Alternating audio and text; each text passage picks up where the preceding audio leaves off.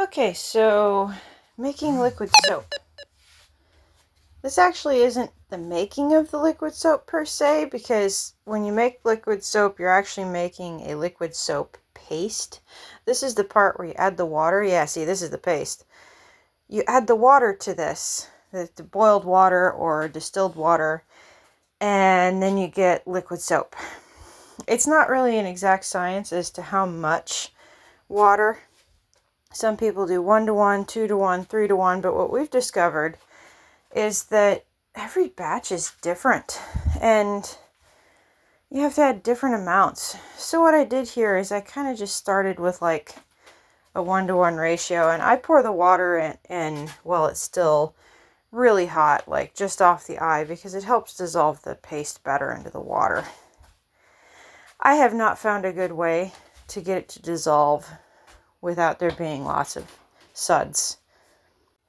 I was using my Ninja bullet blender, but it bit the dust during a brownout. So now I'm just using the stick blender. And besides, it was difficult to do it in the bullet blender because you had to fill it up so much that when you put the cap on, it was sort of overfull. That way you wouldn't get so many suds. And the reason why the suds are a problem is because it makes it hard to bag it, and it makes it hard to tell if it's the proper consistency. Because you want it to be like, like liquid soap from the store, because people are going to put it in their pump bottle in their bathroom sink. And if it comes out like water, that's not exactly very pleasing. And if it's so thick it breaks the pump, that's not pleasing either. Or won't come out, So the difficulty with this stuff is getting the ratio right and getting it fully dissolved. If there's not enough water, there's going to be chunks of the paste in there that can't dissolve. If there's too much water, it's going to be really liquidy.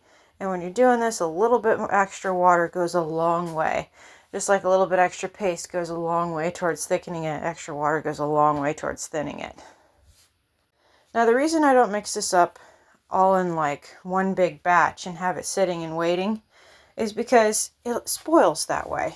If you basically leave it until it gets ordered in the paste form and then mix it up like per order, it keeps as long as regular bar soap in paste, or as the soap paste in a bucket.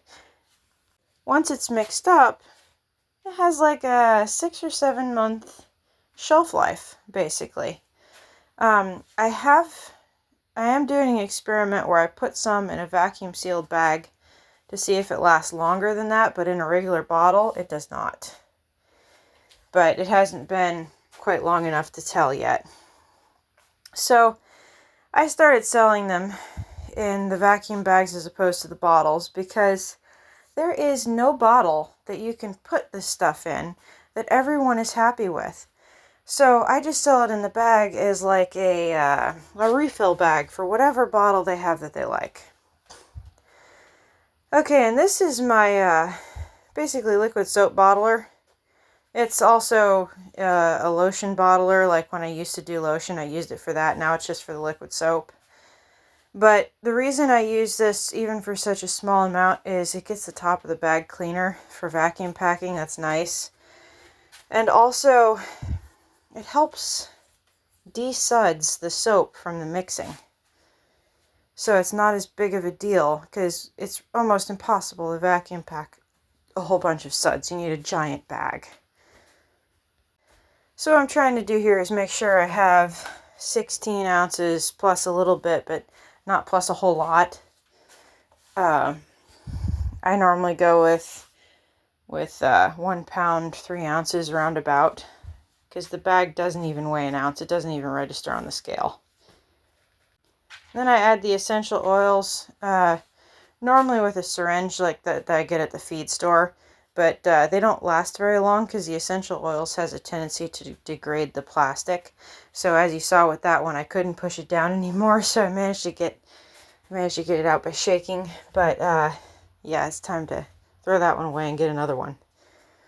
Then I like to mix them up with the stick blender in the bag, because I found that what happens is when you're vacuum packing it, even with a set to moist, with the essential oils right there on the top, they have a tendency to get sucked out of the bag.